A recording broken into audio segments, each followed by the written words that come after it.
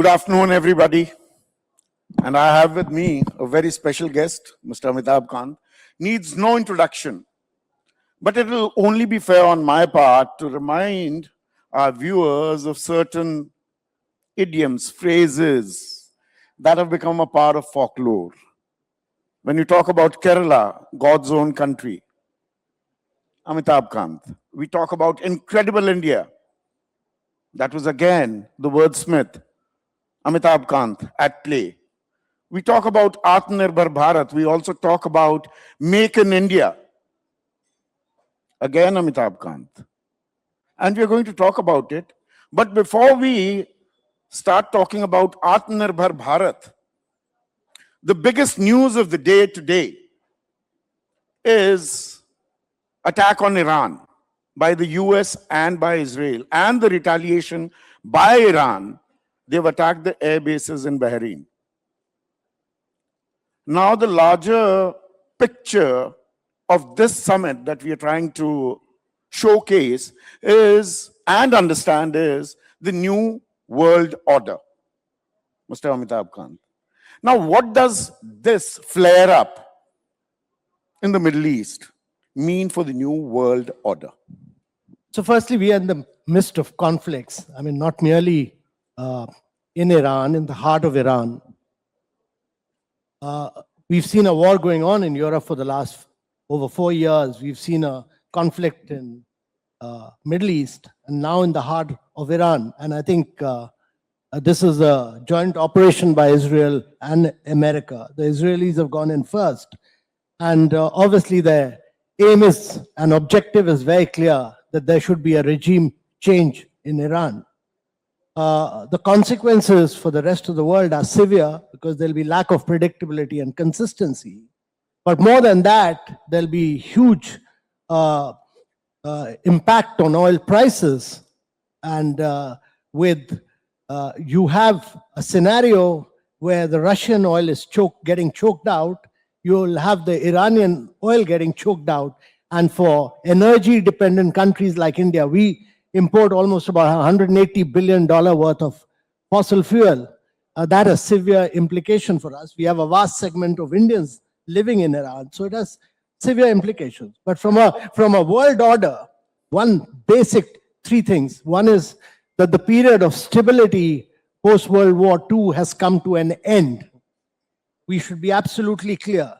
Number two, the complete irrelevance of international organizations like United Nations and Security Council, and much later the World Trade Organization, which was in many ways given an impetus by the United States itself.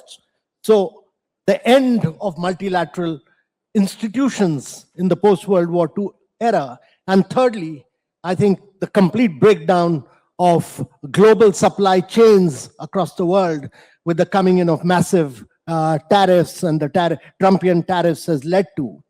But in the midst of all this, there's a third force which is very critical, and I think we need to recognize this, which also has an implication in terms of what has been done by the American administration on Anthropic today, is the rise of, we are in the midst of the biggest rise in productivity simply because of data, machine learning, and AI. And AI will transform lives of citizens across the world. It will transform many other areas because it's a general purpose technology across many sectors. So you've seen what the American administration has done on Anthropic, which which has said that it will not participate in the Department of War's attempt to use its AI models for the United States. These are challenges. We'll be in the midst of several critical challenges. Mr. Kant, you are hitting the nail on the head. The 3 points that you've raised are absolutely relevant, and I'd rather you elaborate on the second point.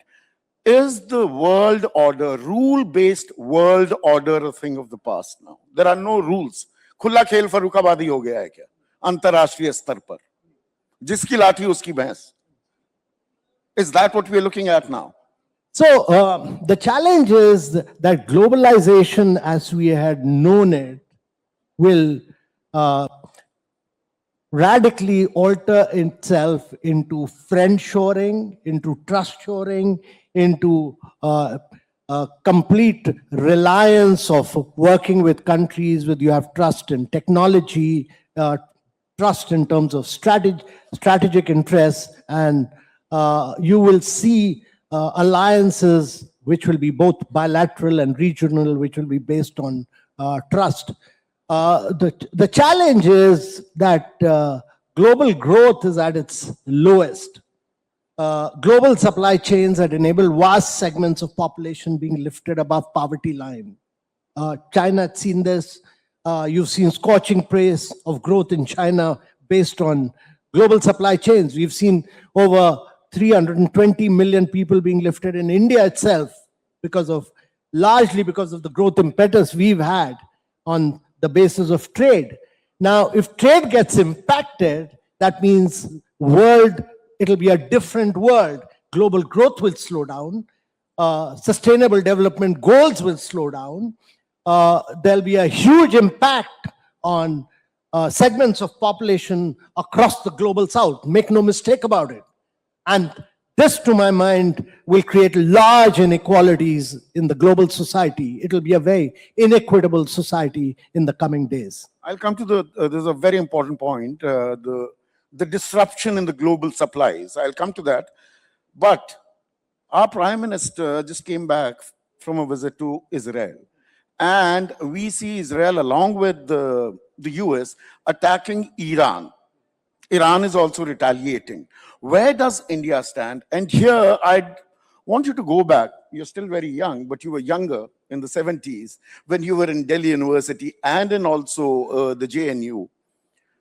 The world was divided into two parts. It's a Cold War era when you were in college and doing post-graduation.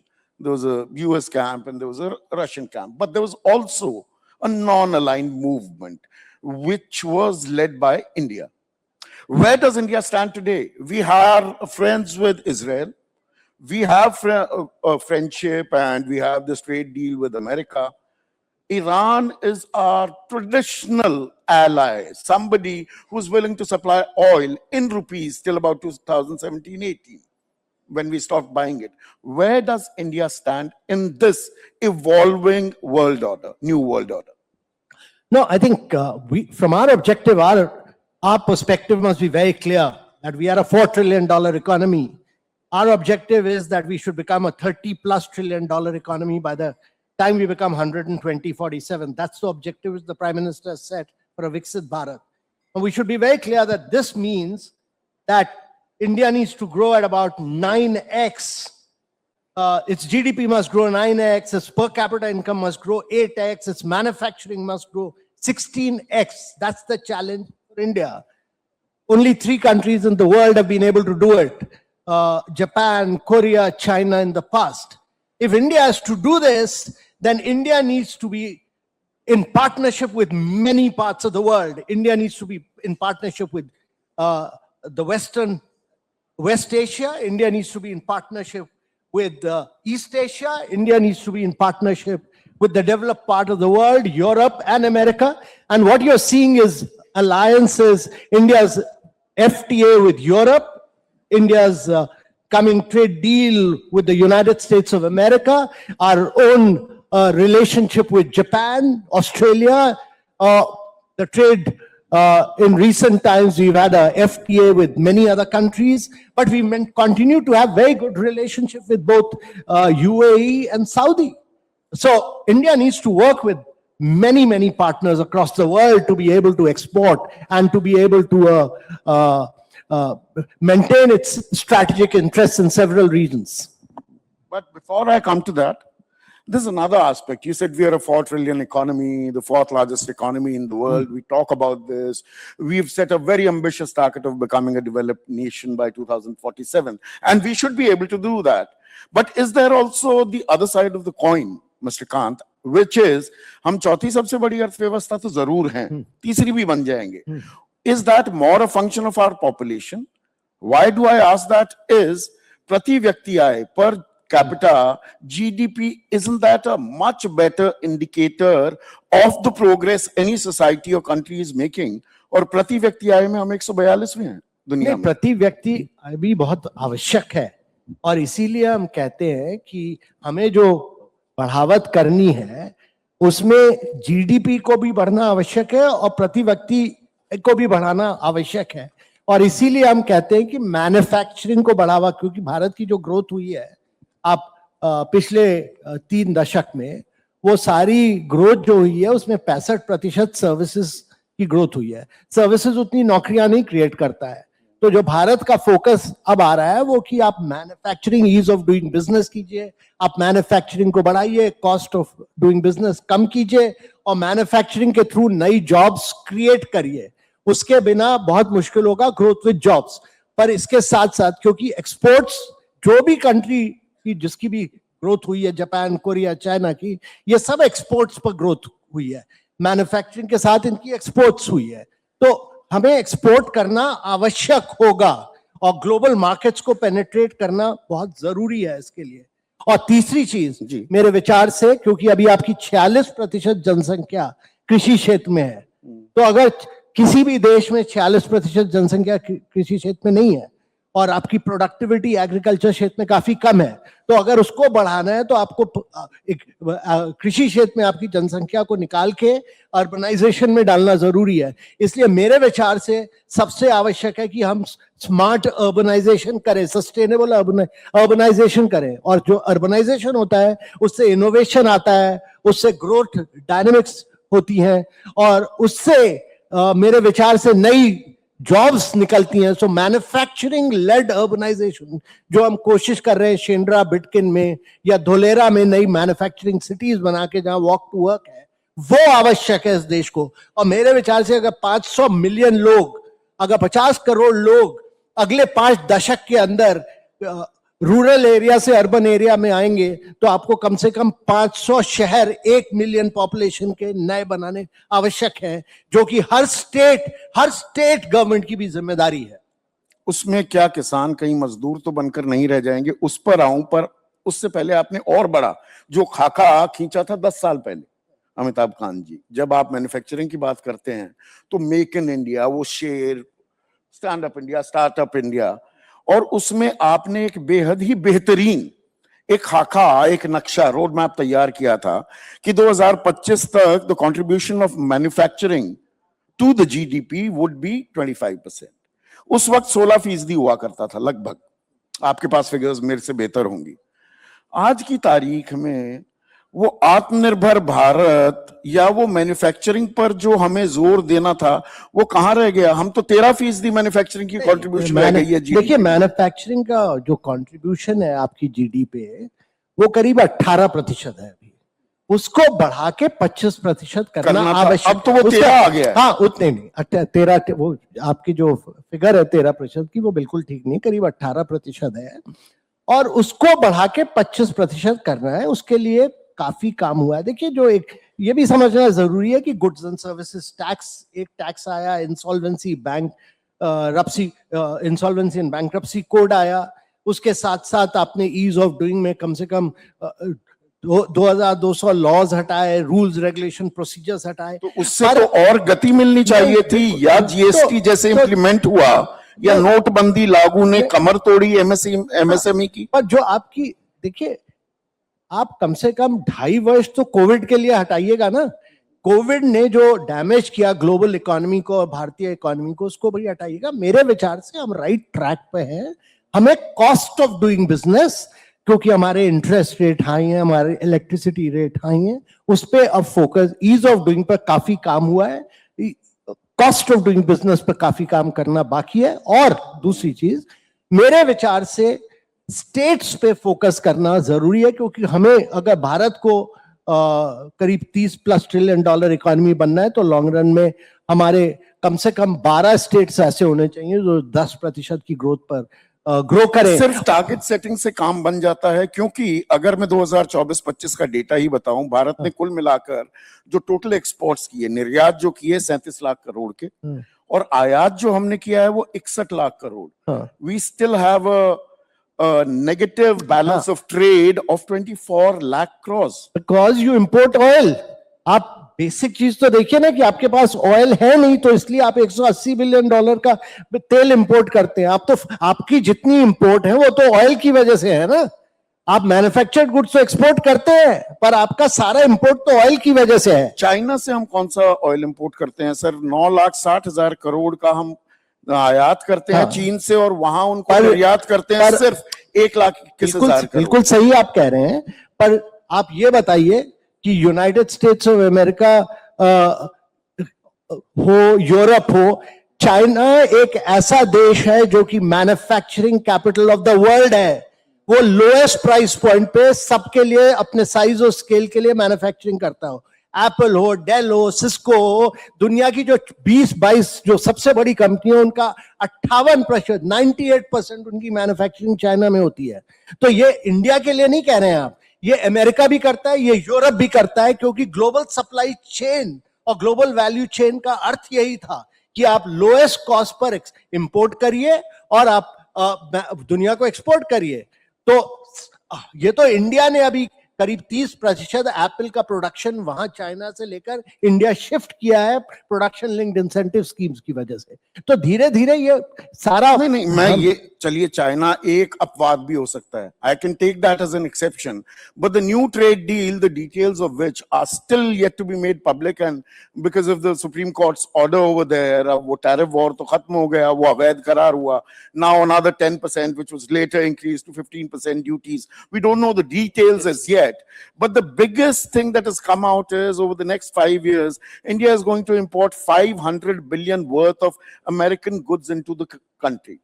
$500 billion, मोटा मोटा 45 लाख करोड़, यानी कि 9 लाख करोड़ हर साल हम आयात करेंगे। अभी तक तो हम सिर्फ 3 लाख करोड़ कर रहे थे, 6 लाख करोड़ का तो हम निर्यात कर रहे थे। We had a positive balance of trade with America. अब अमेरिका भी यहाँ पे माल ही बेचेगा तो हम आत्मनिर्भर कैसे बनेंगे सर? ये कैश 22 है क्या? नहीं नहीं, देखिए ऐसा है कि आप अपनी डील जो अमेरिका कर रहा है, अब अमेरिका ने क्या किया कि वो सारे यूरोप हो, जापान हो, सारे के साथ अपनी ट्रेड डील्स रिस्ट्रक्चर कर रहा है। वो कह रहा है मैं फ्री ट्रेड पे, जिसपे ग्लोबल सप्लाई चेन, जिस जो फ्री ट्रेड वर्ल्ड था, उससे मैं हट के सबके साथ ट्रेड डील्स करूंगा। उसने हर देश के साथ यही किया, चाइना के साथ अभी नहीं किया। चाइना की ड्यूटी रेट्स हाई है, पर बाकी यूरोप से लेकर जापान से लेकर सारे देश के साथ उसने किया।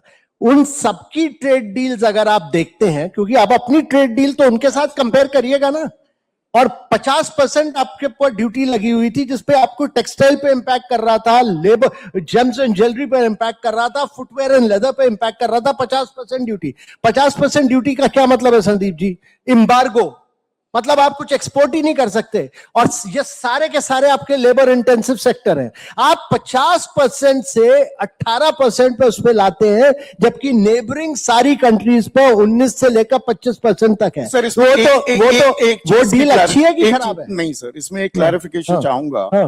पहली बात तो ये 50 से चलिए 18 आ गए, तो हम 17% जो पहले उन पर लगा रहे थे आयात शुल्क, उसको हमने 0 कर दिया। हम जो 3.3% दे रहे थे, उसको 18 पर उन्होंने रख दिया। तो इसमें हमें फायदा हुआ कि नुकसान हुआ? देखिए, इस पे आप ये जो डील है, ये आप कंपैरेटिव डील देखिएगा विद ऑल अदर कंट्रीज। एक चीज बेसिक समझना आवश्यक है आपको कि अमेरिका दुनिया में अभी भी ग्लोबल जीडीपी जो है, उसमें 27% जीडीपी का कंट्रीब्यूशन अमेरिका से आता है। 48% मार्केट कैपिटलाइजेशन अमेरिका की है, 4% जनसंख्या पे। कोई भी देश हो, जापान, कोरिया, चाइना, मैंने 3 देश बताए ना, और चौथा आप एक छोटा देश देख लीजिए, सिंगापुर। ये सारे के सारे बड़े हुए by exporting to United States of America, क्योंकि दुनिया का अगर 27% जीडीपी अमेरिका में है, कोई भी देश ग्रो नहीं कर सकता। अगर आप सोचते हैं कि 30% ट्रिलियन डॉलर इकोनॉमी बनना है, That is exactly my point, sir. Without exporting to America तो नहीं कर सकते। But we are importing more from America rather than exporting more from America. Import तो अभी किया नहीं है ना आपने, तो आपने टारगेट तो मान तो लिया, $500 बिलियन करेंगे आप। 500 billion over a staggered period, 5 years, over staggered period, because you will be shifting your oil procurement from other places to the United States. The intention is that you buy 180 billion worth of fossil fuel, oil. You will shift your oil procurement from other places to the United States of America. That's the intention, to my mind. But another thing that you said, that our neighbors, they're paying more duties compared to us. But Yeah. there is also a generalized system of preferences. They get a waiver of 5%, and there are these reciprocal trade agreements No, between the US and Bangladesh, which have been made public now. No. What? Textile will be 0%, apparel. So the commerce minister has gone on record to say that what has been done for Bangladesh's this thing is only if they buy cotton from the United States of America. Now, I don't see Bangladesh buying any cotton from the United States of America. That part of the deal is totally irrelevant to my mind. And the same will be, he said, the same will be made applicable for India. I don't see India buying cotton from, in its raw form from the United States of America. So that is irrelevant. That is irrelevant. But there is another factor. Yeah. You spoke about disruption in the supply chain. Yeah. Now the disruption, earlier you were buying oil, like we were talking about oil right now, or arms and other things.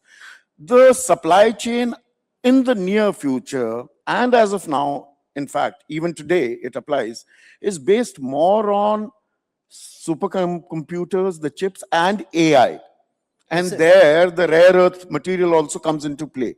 How is that panning out, and how prepared are we, Mr. Amitabh Kant? So let's look at emerging technologies. China today controls over 90% of the battery market worldwide. I mean, it controls about 80%, 81% of the solar market. It controls almost about 74% now of the electric vehicle markets. And it controls about 68% of the wind market. That is what China has done. Last time when Trump came into power, he moved away from clean technologies. China took the lead, and they became the global leaders in emerging clean technology. Now, what China does is, on critical minerals, it's not critical minerals which are important. Critical minerals are available, but the processing technology of critical minerals are only with China. You must understand this. And what it does is, it makes the raw material prices very expensive. The processed raw material prices very expensive, makes the end product cheap. And therefore, it weaponizes clean technology. The challenge for everybody else, including India, is to become a master of process technology, which is what India is aiming to do through semiconductor, through the artificial intelligence mission, through the quantum computing mission, through the green hydrogen mission. This is for the first time in India's history that you've got into cutting edge technology areas of growth. You are saying that today green hydrogen is $4.50 per kilogram. By 2030, I'll bring it down to $1 per kilogram. I will not be importing fossil fuel, but by 2030, we should become an exporter of clean energy to the rest of the world. That is what your aim is. Now, getting into these new areas, getting 10 different manufacturers, and tomorrow Prime Minister is inaugurating Micron plant in India, which is the biggest designer of chips across the world, is basically that getting into new age technology, new areas of growth. The results of all this will come in the next, it'll take you another 5 to 6 years, but these are areas which will create real value, which will create growth. These are very encouraging signs, और एक आशा, एक उम्मीद की किरण जागती है. पर दरअसल एक बड़ी ही रोचक बात, मैं थोड़ा रिसर्च जो कर रहा था उसमें जो निकल कर आई, we were talking about supercomputers and chips. Bharat में सबसे पहला सुपरकंडक्टर प्लांट जो लगा मोहाली में 1984 में. And this was much before the biggest chip manufacturer, as we can call it in the world, TSMC. That plant came into existence in 1987. हमारे वाले में 89 में आग लग गई, उसका पता नहीं लगा क्या हुआ क्या नहीं. क्या वो भरपाई हम कर पा रहे हैं कांत साहब? हम एक समय में हमने we had made the right footsteps, we were going in the right direction. नहीं, आपने रिसर्च बिल्कुल सही की है. मैं मोहाली प्लांट कई बार जा चुका हूं. वो मोहाली प्लांट अपने जमाने में काफी एडवांस था, पर वहां आग लग गई थी. उसके बाद हमने सेमीकंडक्टर में पिछले 25 वर्ष कुछ नहीं किया, कुछ नहीं किया। जी। दुनिया वही कह रहा हूं, वो एक भरपाई हम जमाना कैसे था कि इंटेल आया इंडिया, इंटेल ने कहा मैं इंडिया में प्लांट लगाऊंगा, हमने कहा हमने मना कर दिया उस समय इंटेल को। इंटेल फिर गया पेनांग मलेशिया, और पेनांग में जब इंटेल ने अपना प्लांट लगा दिया, उसके बाद वहां पूरा पेनांग का जो डेवलपमेंट हुआ वो सेमीकंडक्टर इंडस्ट्री की वजह से हुआ। तो और इंटेल को ये कहा गया कि हम अब पानी नहीं दे पाएंगे आपको, तो इसलिए आप यहां पर लगाइए, वहां लगाइए। पर ये cutting edge areas of growth में ये पहली बार है इस देश में कि हम एआई को सपोर्ट कर रहे हैं, हम क्वांटम कंप्यूटिंग को सपोर्ट कर रहे हैं। एआई मिशन क्या कर रहा है, देखिए, आपने 10 स्टार्टअप्स को सपोर्ट किया कि आप सॉवरेन लार्ज लैंग्वेज मॉडल्स बनाइए। आपने एआई कोष की तरफ से अपने डेटा को छोड़ दिया उनके लिए। आप उनको कंप्यूटिंग पावर प्रोवाइड कर रहे हैं 50% ऑफ द कॉस्ट, जो कि अमेरिका और यूरोप में मिलती है उससे सस्ते पावर में। और वही वजह है कि सर्वम ने मल्टीलिंगुअल मॉडल यहां खड़ा किया, क्योंकि अगर एआई का फायदा हमको लेना है तो हमें अपने लर्निंग आउटकम्स इंप्रूव करने, हमने हेल्थ आउटकम इंप्रूव करने, हमें स्टंटिंग, वेस्टिंग और न्यूट्रिशनल स्टैंडर्ड को हटाना है। हमें कोई वो एआई फिट फॉर पर्पस तभी होगा अगर हम उसका एडवांटेज यहां ले पाए। तो अगर कठिन है और रास्ता आसान भी बनाया जा सकता, थोड़ी मेहनत करनी होगी। बिल्कुल। इसमें मुझे वो फेमस वर्ड्स हैं अटल बिहारी वाजपेयी के, देश के प्रधानमंत्री रहे, कथनी और करनी में समन्वय बनाना भी होता है। एक टारगेट सेटिंग बड़ी अच्छी लगती है, मिशंस खड़े कर देना। मैं सर क्यों पूछ रहा हूं ये जरा आप समझिएगा। भारत का India gross expenditure on research and development ये 0.6% से 0.7% है हमारे जीडीपी का, और ग्लोबल इनोवेशन इंडेक्स में हम 38वें नंबर पर है। बाकी दुनिया 3 से 4% रिसर्च एंड डेवलपमेंट में लगा रही है। हम पैसा नहीं लगाएंगे रिसर्च एंड डेवलपमेंट, ऐसे ही हो जाएगा। तो संदीप जी, ऐसा है कि गवर्नमेंट ने अभी 1 लाख करोड़ सैंक्शन किए हैं R&D के लिए, और उसमें ये जो कम R&D का खर्चा है ये इसलिए है क्योंकि हमारा प्राइवेट सेक्टर R&D नहीं करता है। और गवर्नमेंट ने जो कहा है 1 लाख करोड़ में हम पैसा तभी देंगे जबकि आप 50% प्राइवेट सेक्टर लगाएगा उसमें। जैसे but they are sitting on a pile of money, not willing to invest it. नहीं, but they kind of hoarding money. आप बिल्कुल सही कह रहे हैं कि 3 साल पहले जो कॉर्पोरेट टैक्स कम किया गया, बैलेंस शीट तो सारे प्राइवेट सेक्टर की अच्छी है भाई। टाटाज ने रिस्क लिया, और मैं मिस्टर चंद्रशेखर की तारीफ करना चाहता हूं कि उन्होंने रिस्क लेकर नई टाटा की एक डिजिटल कंपनी बनाई और धुलेरा में एक नया सेमीकंडक्टर प्लांट लगा रहे हैं, और वो एप्पल के लिए विस्ट्रॉन पेगाट्रॉन लिया। इसी तरह L&T ने इनविडिया के साथ पार्टनरशिप की। तो नए नए एरियाज में रिस्क लेना आवश्यक है। तो हमारी कई जो टॉप 300-400 कंपनियां हैं, इन सबको रिस्क लेना पड़ेगा न्यू एरियाज ऑफ ग्रोथ में जाने के लिए। तो हमारा R&D कैपिटल कम है, पर मेरे विचार से जो 1 लाख करोड़ सैंक्शन हुआ है इसकी वजह से इसका मल्टीप्लायर इंपैक्ट होगा जरूर अगले 4। जैसे स्टार्टअप इंडिया हमने शुरू किया 2016, आपके पास 156 स्टार्टअप्स थे, अभी करीब 1,70,000 स्टार्टअप्स है। टाइम लगा कि नहीं? थोड़ा 5-6 साल लगे। मेरे विचार से अगले 5-6 साल में हम एआई के चैंपियन होंगे। मेरे विचार से हम कंप्यूटिंग पावर में, क्वांटम कंप्यूटिंग में आगे बढ़ेंगे, हम सेमीकंडक्टर के चैंपियन बनेंगे। यहाँ पर ताली भी बजा रहे हैं लोग। मेरे विचार से आप बहुत ही ज्यादा पेसिमिस्टिक है। एबीपी को इतना ज्यादा पेसिमिस्टिक नहीं होना चाहिए। सर हम पत्रकार हैं नहीं क्या करें? तो मेरे विचार से यहाँ पर आदमी को कुत्ता काटे कोई खबर नहीं है, तो मेरे आदमी कुत्ते को काटने लगे हमें खबर दिखाई देती है। अब आपने एआई पे, और तालियां भी यहाँ पर बजी। तो अभी एआई समिट हुआ, एक समिट G20 हुआ था, फैंटास्टिक। और आप यहां बैठे हैं इसलिए नहीं कह रहा हूं। और इस बार एआई समिट होता है तो एक यूनिवर्सिटी वो रोबोडॉग को, जो चीन में बना हुआ है, ऑनलाइन 2.5 लाख रुपए में मिल रहा है, उसे अपना बताकर और पब्लिक ब्रॉडकास्टरों से चला भी देता है। देखिए, मैं एआई इस तरह की चीजों से हमें गुरेज करना होगा। नहीं संदीप जी, मैं गया था एआई समिट में, मेरे 4-5 सेशंस थे। मेरे विचार से एआई समिट में बहुत एनर्जी थी, बहुत वाइब्रेंसी थी, बहुत ज्यादा युवा वर्ग था वहां। और जो एआई का टेक्नोलॉजी डिफ्यूजन होना था, जो कि 10 साल लगते, वो सारे युवा वर्ग में एआई क्या होता है और उसका टेक्नोलॉजी डिफ्यूजन बहुत हुआ है इसमें। एक किसी यूनिवर्सिटी ने गलती कर दी, उसको मीडिया इतना ज्यादा हाइप अप कर दे, वो भी ठीक नहीं है। नहीं, IIT IIM से भी ज्यादा बड़ी चौड़ी नहीं। स्टॉल मिल जाए, the responsibility has to be fixed ना। तो मेरे विचार से हमें ज्यादा, हमें इनोवेशन को मतलब इनोवेशन को नकल को इनोवेशन तो कतई नहीं मान सकते तो ना। मीडिया जो है ना, अब जैसे बॉम्बे आईआईटी ने लार्ज लैंग्वेज मॉडल किया, उसको तो एबीपी पब्लिश एबीपी हाईलाइट नहीं करेगा, उसको तो आप पब्लिसाइज नहीं करिएगा। एक कोई यूनिवर्सिटी ने आकर चाइनीज इंपोर्ट पर एक वो कर दिया, उसको आप लोग बार बार बार बार बार बार, अब हो गया जो हो गया।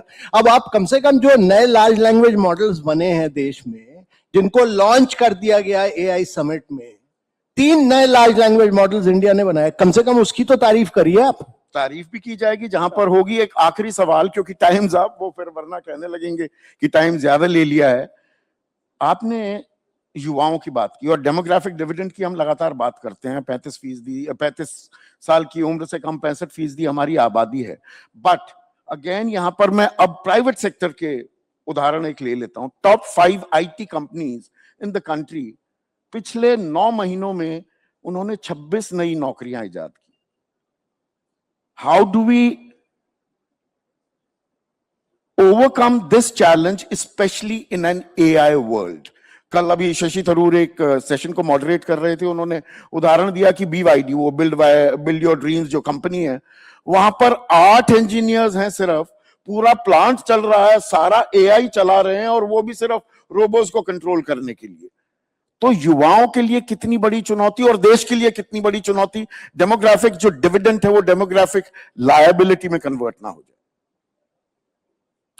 देखिए, मैं इसके बारे में बड़ा ऑप्टिमिस्ट हूं कि इंडिया का जो डेमोग्राफिक, अगर अगला डेकेड भारतीय डेकेड होगा, अगले 10 वर्षों के अंदर ये भारत अगर ग्रोथ करेगा, उसका खास कारण ये है क्योंकि हमारा डेमोग्राफिक डिविडेंड हमारे फेवर में है और हमारी एवरेज एज करीब 29 है, और जब हम 100 साल के होंगे 2047 में, तब भी हमारी, बिहार जैसे राज्य की तो 22 है सिर्फ। तो मैं कहता हूं तब भी हमारी एवरेज एज 34 होगी। देखिए, दूसरा खास कारण ये कि हमने डिजिटल पब्लिक इंफ्रास्ट्रक्चर से बहुत तरक्की की है। कोई दुनिया में ऐसा देश नहीं है जो कि fast payment, credit, stock market, insurance, सबका सब अपने मोबाइल पे 30 सेकंड और 30 सेकंड। और जब हम इसको DPI फॉर आर्टिफिशियल इंटेलिजेंस कर देंगे, क्योंकि आर्टिफिशियल इंटेलिजेंस का कंप्यूटिंग पावर, डेटा हम अपने स्टार्टअप्स के लिए खोलेंगे और जो खोल रहे हैं, तो इसका बहुत इंपैक्ट होगा। दूसरी चीज, आप ये भी तो देखिए ना कि महिंद्रास, टाटास, ये सारे के सारे इलेक्ट्रिक मोबिलिटी में जो इन्होंने, महिंद्रा की इलेक्ट्रिक चलाता हूं, टेस्ला से बेहतर तो है। मैं भी चलाता हूं, मैं मेरे विचार से भी टेस्ला से अच्छी है वो गाड़ी, और टाटास भी बनाते हैं बहुत बड़ी अच्छी इलेक्ट्रिक व्हीकल।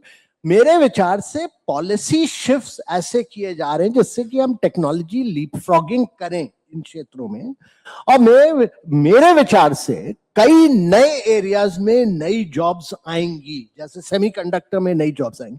जब भी टेक्नोलॉजी डिसरप्शन होता है तो हम नई तरह की जॉब्स क्रिएट करते हैं, और वो जरूर होगा, इंडिया में भी नई तरह की जॉब्स होंगी। हमें स्किलिंग ज्यादा करवानी पड़ेगी, वो आवश्यक है, पर ये देश तरक्की करेगा और हम $30 ट्रिलियन इकोनॉमी बढ़ेंगे, हम 8 और 9% की एनुअल ग्रोथ से ग्रो करेंगे। उसका खास कारण ये कि ना केवल डेमोग्राफिक डिविडेंड है, पर कि ये बताइए कि कौन देश है जो कि 30 किलोमीटर रोड और 12 किलोमीटर रेलवे लाइन हर रोज बना रहा हो।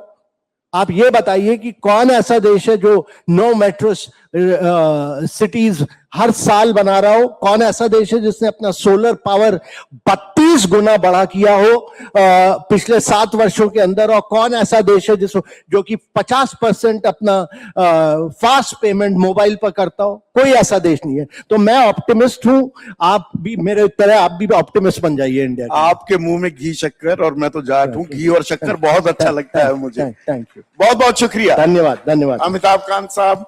So the road is not rosy, but we'll reach over there. That is what Mr. Amitabh Kant said. We'll have to do a lot of hard work, and which we are doing, and we'll have to technologically leapfrog. Thank you so much.